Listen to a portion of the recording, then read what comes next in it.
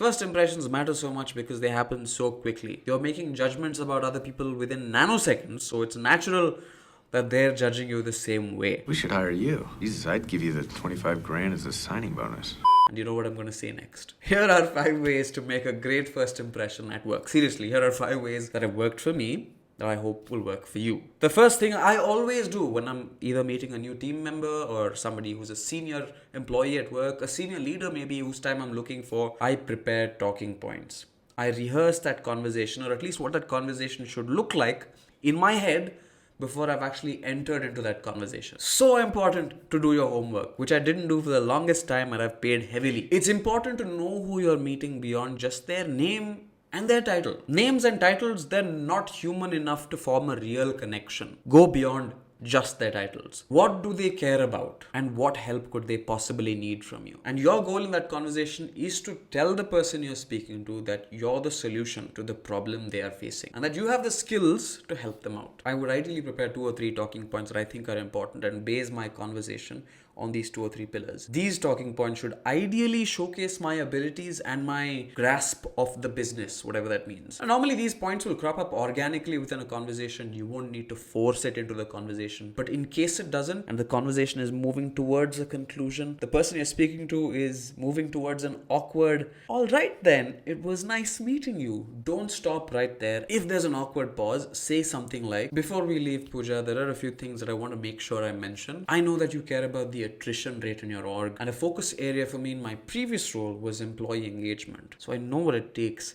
and if there's anything I can do to help, don't hesitate to reach out. Plant a seed. Don't exit the conversation without saying what you initially planned to say. This gives the person you're speaking to a distinct impression that you're not here to just exchange pleasantries and that you actually mean business. The second thing, again, easier said than done, is be aware of your body language. We look so uncomfortable when we're talking to somebody new. We look anxious, we're nervous, and it's natural, it's normal to be nervous when you're speaking to someone new because it's uncharted territory. You don't know what talking points will come up in that conversation. But it's important to not let it show. You can still feel anxious and not let it show. I try to focus on 2 things when I'm conversing with people, which is look confident and appear relaxed. I should appear so relaxed that I put the other person at ease. And appearing relaxed doesn't mean I sound dull. It's what Chris Voss, a professional FBI hostage negotiator, calls the late night DJ voice, where you sound calmly reassuring but remain dangerously alert. Almost like a German shepherd sniffing a crime scene.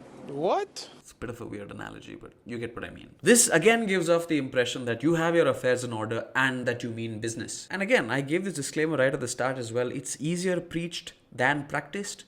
And this could be an entire video on its own. The third one is playing to your strengths. Again, very generic motivational advice, I know, but let me break it down. I rely heavily on my trusted inner circle, my set of close friends who've seen me evolve into the person I am today, who often help me understand how I come across to the rest of the world. I ask them what they think is my most valuable trait. Likeable trait. And after 10 minutes of them roasting me and insulting me heavily, just for banter's sake, they will actually tell me.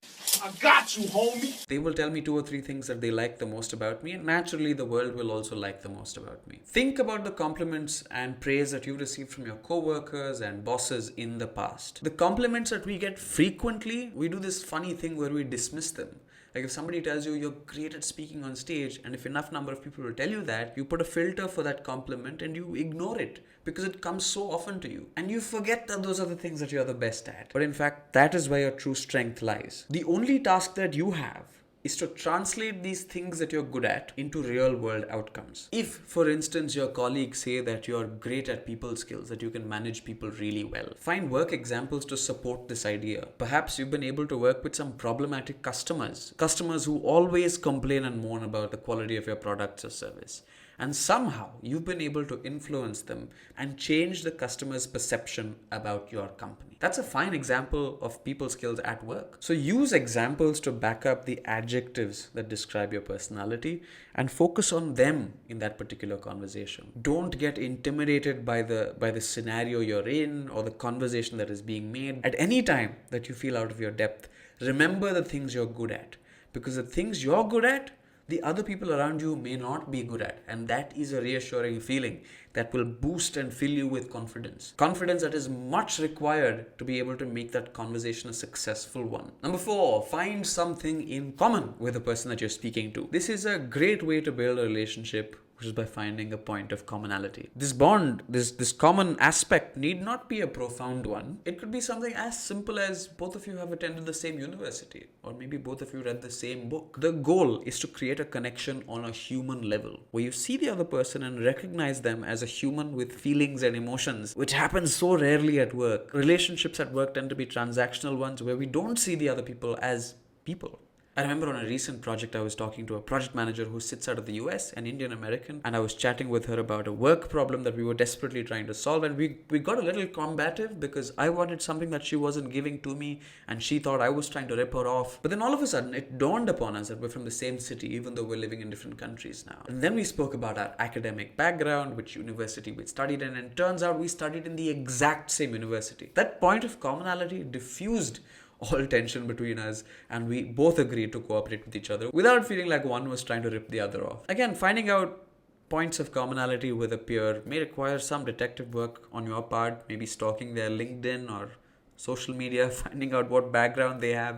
But that's so easy today, and if you don't do it, it just means you're lazy. The point I'm trying to make is, don't discount small talk. Small talk is often conversational gold. Point number 5, engage the person you're talking to and be engaging yourself. The most common mistake that we all make, we're all guilty of doing it, myself included, is that we think making a great impression is about showing off how much we know, how much knowledge we have. In fact, it's the exact opposite. Your aim is not to wow and dazzle the other person. It is just to create moments of memorability. The way you do this is by getting the other person talking. We remember moments where we came across as the hero. It's usually moments where we were talking, we were expressing, we were doing this bit in front of everybody else and felt like the popular kid on the block. Moments in conversation where somebody else was doing it, you don't find that memorable. You don't remember it. So try to get them talking and just listen to what they have to say. They'll leave the conversation thinking that they had such a great time. How do you get people talking? Ask open-ended questions. Stay away from yes, no, maybe questions. Ask questions like, what are you most excited about in this role? How did you choose to spend the last weekend? Instead of questions like, did you have a good weekend? And are you having fun in this role? The latter two questions just give you yes, no answers. It doesn't encourage the person to open up. Again, keep in mind that the more people talk about themselves, the more memorable they think that the conversation was. So get them talking and engage them. I know I said I would share 5 things to make a great first impression, but I have a bonus for you. It's the 6th thing. यही नहीं, अभी और सुनिए. Actually, I just started recording the video and the 6th thing came to mind while I was speaking. Hang on for a second. If you've come this far in the video and you're finding value in it, do consider subscribing to my channel and hitting like on this video because it's free for you, but it really helps me out. Now, back to the video. So here it is, the sixth, this is a difficult word to say, 6th thing. That was a bit of a tongue twister. The 6th thing you can do to make a great first impression at work is follow up. Even when the conversation is over, your job isn't yet done. Something I've started practicing very recently is to write a note of appreciation after the conversation is done. A personalized note, and send it to the person I spoke to, just to make them feel like that conversation left a lasting impression on me. The note could be a recap of the conversation or my key learnings from the talk we had. And yes, if the person is a work contact and if they're on LinkedIn, don't forget to send them a LinkedIn connection request, because that way you can stay in touch without actively staying in touch. To me, this felt like an exhaustive list of things. I initially said 5, but exhaustive list of 6 things that have helped me make a good first impression. If you think there's anything I missed out, don't forget to drop it in the comment section below. I'd love to check it out. And if you're somebody who delivers a lot of presentations to senior execs who are short on time and need extremely engaging presentations, I've made a video about the best way to present data to senior execs. And I'm going to attach it at the end of this video so that you can check it out.